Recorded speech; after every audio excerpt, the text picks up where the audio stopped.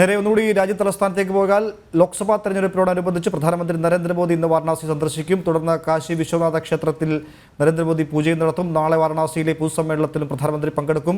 അസമിലെ കാസിരംഗ ദേശീയോദ്യാനവും പ്രധാനമന്ത്രി സന്ദർശിച്ചു. അതേസമയം പ്രധാനമന്ത്രി ഇന്ന് അരുണാചൽ പ്രദേശ്, പശ്ചിമബംഗാൾ എന്നീ സംസ്ഥാനങ്ങളിലും സന്ദർശനം നടത്തും. ഗൗതം ചേരുന്നുണ്ട്. ഗൗതം, പ്രധാനമന്ത്രിയുടെ വാരണാസിയിലേക്കുള്ളവർ അദ്ദേഹത്തിൻ്റെ മണ്ഡലമാണ്, അദ്ദേഹത്തെ 2 തവണ പാർലമെന്റിലേക്ക് എത്തിച്ച മണ്ഡലമാണ് വാരണാസി. മാത്രമല്ല എപ്പോഴും വാരണാസിയിലേക്ക് അദ്ദേഹം എത്തുമ്പോൾ ലഭിക്കുന്ന സ്വീകാര്യത, വാരണാസിയോട് അദ്ദേഹത്തിനുള്ള ഒരു വൈകാരിക ബന്ധം, ഇതൊക്കെ പലപ്പോഴും അദ്ദേഹം തന്നെ തുറന്നു പറഞ്ഞിട്ടുള്ളതാണ്. തിരഞ്ഞെടുപ്പ് പ്രഖ്യാപിച്ച് ആദ്യ സ്ഥാനാർത്ഥി പട്ടികയിൽ തന്നെ പ്രധാനമന്ത്രി നരേന്ദ്രമോദിയുടെ വാരണാസിയിലെ സ്ഥാനാർത്ഥിത്വം അത് ആദ്യ പേരായി BJP ഔദ്യോഗികമായി തന്നെ പ്രഖ്യാപിച്ചിരുന്നു. അതുകൊണ്ട് തന്നെ പ്രധാനമന്ത്രിയെ സ്വീകരിക്കാൻ വാരണാസി ഒരുങ്ങിക്കഴിഞ്ഞിട്ടുണ്ട്. വാരണാസിയുടെ മുഖം അടിമുടി മാറിയത് പ്രധാനമന്ത്രി നരേന്ദ്രമോദിയുടെ ഇച്ഛാശക്തിയുടെ മുമ്പിൽ UP മുഖ്യമന്ത്രി യോഗി ആദിത്യനാഥിൻ്റെ ഭരണ മികവിന് മുൻപിലാണ്. ഭാരതത്തിൻ്റെ ആധ്യാത്മിക തലസ്ഥാനമായ വാരണാസി വലിയ തോതിൽ നാശത്തിലേക്ക് നീങ്ങിയിരുന്നപ്പോഴാണ് ഇത്തരം ഭരണമാറ്റങ്ങളൊക്കെ ഉണ്ടാകുന്നത്. അങ്ങനെയാണ് വാരണാസി ഇപ്പോൾ കാണുന്ന അതിമനോഹരമായ വാരണാസിയിലേക്ക് എത്തിയത്. അതിൽ പ്രധാനമന്ത്രിക്കും ഒപ്പം UP മുഖ്യമന്ത്രിക്കും ഒക്കെയുള്ള പങ്ക് വളരെ വലുതാണ്. അതുകൊണ്ട് തന്നെ പ്രധാനമന്ത്രിയെയും യോഗി ആദിത്യനാഥിനെയും ഒക്കെ ഹൃദയത്തിൽ സ്വീകരിച്ച ആളുകളാണ് ഉത്തർപ്രദേശുകാർ, വാരണാസിയിലെ നിവാസികളൊക്കെ. ഗൗതം, പ്രധാനമന്ത്രിയുടെ വാരണാസിയിലേക്കുള്ള വരവ് അതെപ്പോഴും വാർത്തയിൽ നിറയാറുണ്ട്. അദ്ദേഹത്തിൻ്റെ സ്വന്തം മണ്ഡലം എന്നതിലുപരി വാരണാസിയെ ഹൃദയത്തിൽ ചേർത്ത് പിടിച്ച വാരണാസിയുടെ സമഗ്ര മാറ്റത്തിന് നേതൃത്വം നൽകിയ ആളുകളാണ് പ്രധാനമന്ത്രി നരേന്ദ്രമോദിയും ഒപ്പം UP മുഖ്യമന്ത്രി യോഗി ആദിത്യനാഥും ഒക്കെ. അതുകൊണ്ട് തന്നെ വാരണാസിയിലുള്ള അദ്ദേഹത്തിൻ്റെ വരവ് ആഘോഷപൂർവ്വമായി സ്വീകരിക്കുകയാണ് അവിടുത്തെ ആളുകളെന്നാണ് മനസ്സിലാക്കാൻ സാധിക്കുന്നത്. നിരവധി പ്രതികരണങ്ങളും ഒക്കെ ദേശീയ മാധ്യമങ്ങളൊക്കെ വന്നിട്ടുണ്ട്. പ്രത്യേകിച്ച് തിരഞ്ഞെടുപ്പ് പ്രഖ്യാപിച്ച ആദ്യ സ്ഥാനാർത്ഥിയായി പ്രഖ്യാപിച്ചതും പ്രധാനമന്ത്രി നരേന്ദ്രമോദിയെ വാരണാസിയിലായിരുന്നു. ഗൗതം,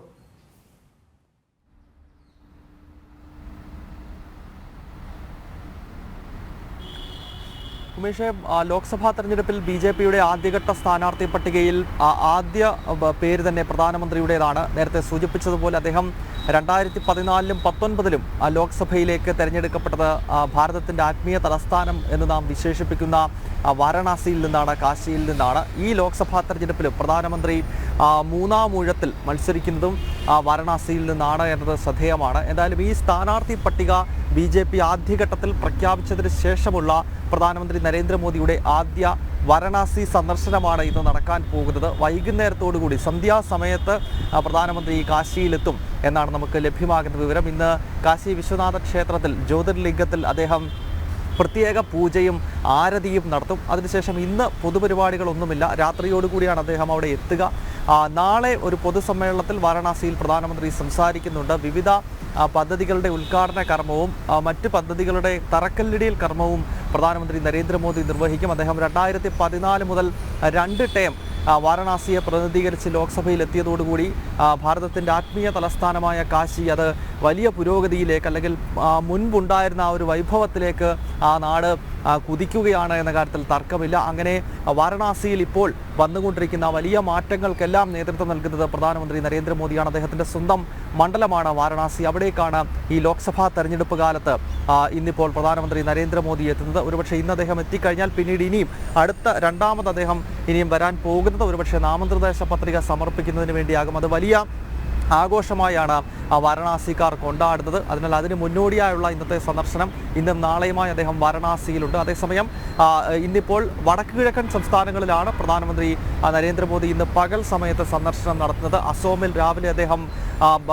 വിവിധ പൊതുപരിപാടികളിൽ പങ്കെടുത്തു വരുന്നു. ഒപ്പം അരുണാചൽ പ്രദേശിൽ അദ്ദേഹം ഏതാണ്ട് പൊതുസമ്മേളനത്തിൽ സംസാരിക്കുന്നുണ്ട്. നോർത്ത് ഈസ്റ്റിന് മാത്രമായി 55,000 കോടി രൂപയുടെ പദ്ധതിയാണ് ഇന്ന് അദ്ദേഹം സമർപ്പിക്കാൻ പോകുന്നത്. നമുക്കറിയാം ഭാരതത്തിൻ്റെ 14 പ്രധാനമന്ത്രിമാരിൽ 50-ലധികം തവണ വടക്കുകിഴക്കൻ സംസ്ഥാനങ്ങൾ സന്ദർശിച്ചിട്ടുള്ള ഏക പ്രധാനമന്ത്രി എന്ന പ്രത്യേകതയും അദ്ദേഹത്തിനുണ്ട്. വടക്കുകിഴക്കൻ മേഖലയ്ക്ക് നരേന്ദ്രമോദി നൽകുന്ന സംഭാവനകളെപ്പറ്റി പ്രത്യേകിച്ച് എടുത്തു പറയേണ്ടതില്ല. ഏതായാലും ഇന്ന് അദ്ദേഹം 55,000 കോടി രൂപയുടെ പദ്ധതി അസോം, അതോടൊപ്പം തന്നെ അരുണാചൽ പ്രദേശ്, മണിപ്പൂർ, മിസോറാം തുടങ്ങിയ സംസ്ഥാനങ്ങളിലെ വികസന പദ്ധതികൾക്കാണ് ഇന്ന് അദ്ദേഹം തുടക്കം കുറിക്കുന്നത്. അങ്ങനെ അരുണാചൽ പ്രദേശ്, അസോം, പശ്ചിമ ബംഗാൾ സന്ദർശനത്തിന് ശേഷമാണ് വൈകുന്നേരത്തോടുകൂടി സ്വന്തം മണ്ഡലമായ വാരണാസിയിലേക്ക് പ്രധാനമന്ത്രി നരേന്ദ്രമോദി എത്തുന്നത്. വാരണാസി ആവേശത്തോടെ പ്രധാനമന്ത്രി സ്വീകരിക്കാൻ കാത്തിരിക്കുന്നു. അതൊന്ന്. രണ്ടാമതൊരു കാര്യം, പശ്ചിമബംഗാളിലേക്കുള്ള പ്രധാനമന്ത്രിയുടെ സന്ദർശനം ഞാൻ മനസ്സിലാക്കുന്ന ഗൗതം ഇന്ന് വീണ്ടും അദ്ദേഹം പശ്ചിമബംഗാളിലേക്ക് പോകുന്നുണ്ട്. കഴിഞ്ഞ ഏതാനും ദിവസങ്ങൾക്ക് മുൻപാണ് അദ്ദേഹം അവിടെ പശ്ചിമബംഗാൾ 2 തവണ സന്ദർശിച്ചത്. അങ്ങനെ പശ്ചിമബംഗാളിൽ നീറുന്ന ചില പ്രശ്നങ്ങളുണ്ട്, അവർക്കൊക്കെ പരിഹാരം കാണാൻ പ്രധാനമന്ത്രി നരേന്ദ്രമോദിയാണ്, BJP ആണ് പശ്ചിമബംഗാളിലെ ജനങ്ങൾക്ക് വിശ്വാസം. പ്രധാനമന്ത്രിയുടെ സാന്നിധ്യം അത് ഒന്ന് തിരഞ്ഞെടുപ്പിന് മുന്നോടിയായുള്ള അദ്ദേഹത്തിൻ്റെ പരിപാടികളൊപ്പം പശ്ചിമബംഗാളിൽ അടുത്തിടെ ഉണ്ടായ സംഭവവികാസങ്ങളൊക്കെ ചേർത്ത് വെക്കുമ്പോൾ പ്രധാനമന്ത്രിയുടെ സാന്നിധ്യം അതേറെ ശ്രദ്ധേയമല്ലേ?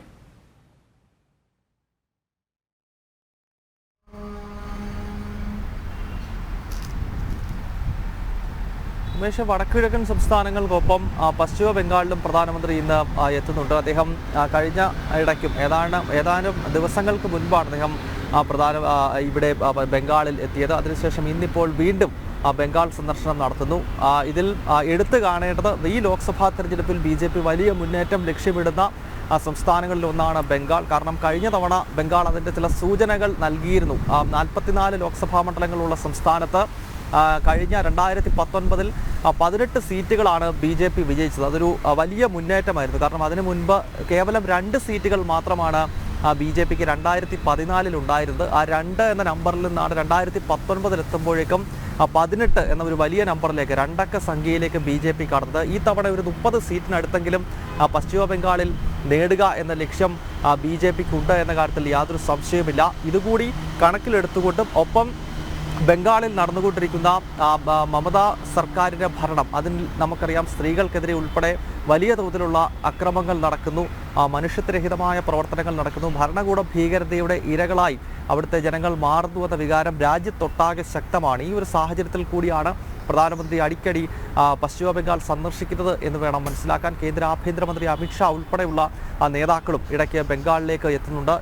ഈ ലോക്സഭാ തെരഞ്ഞെടുപ്പിൽ സമാനതകളില്ലാത്ത മുന്നേറ്റം പശ്ചിമ ബംഗാളിൽ നടത്താനുള്ള ശ്രമമാണ് BJPയുടെ ദേശീയ നേതൃത്വത്തിൻ്റെ ഭാഗത്ത് നിന്ന് ഉണ്ടാകുന്നത്. കാരണം മമതാ സർക്കാരിനെതിരായ ജനവികാരം അത് വളരെയധികം ശക്തമാകുന്നു. ഒരു ഭാഗത്ത് അഴിമതി ആരോപണങ്ങൾ, മറുഭാഗത്ത് ഭരണകൂട ഭീകരതയ്ക്ക് ഇരകളാകുന്ന സാധാരണ ജനങ്ങളുടെ വിലാപം. അങ്ങനെ ഭരണകൂടത്തിനെതിരെ അതിശക്തമായ വികാരം അലയടിക്കുമ്പോൾ അത് സ്വാഭാവികമായും ഏറ്റെടുക്കേണ്ട ദൗത്യം അത് BJP ഏറ്റെടുക്കുന്നു, സംസ്ഥാന ഘടകം ഏറ്റെടുക്കുന്നു. അതിനുള്ള പിന്തുണ എന്ന നിലയിൽ കൂടിയാണ് പ്രധാനമന്ത്രിയുടെ ബംഗാൾ സന്ദർശനം. ഒപ്പം വിവിധ വികസന പദ്ധതികളുടെ ഉദ്ഘാടന കർമ്മവും അദ്ദേഹം നിർവഹിക്കുന്നുണ്ട്. എന്തായാലും വാരണാസി പ്രധാനമന്ത്രി സ്വീകരിക്കാനായി ഒരുങ്ങിക്കഴിഞ്ഞു. ഇന്ന് കാശി വിശ്വനാഥ ക്ഷേത്രത്തിൽ അദ്ദേഹം പൂജകളിൽ പങ്കാളിയാവും. നാളെയാണ് വാരണാസിയിൽ അദ്ദേഹത്തിൻ്റെ പ്രധാന പൊതുപരിപാടികൾ. ഗൗതമാണ് വിശദമായ വിവരങ്ങൾ പങ്കുവച്ചത്.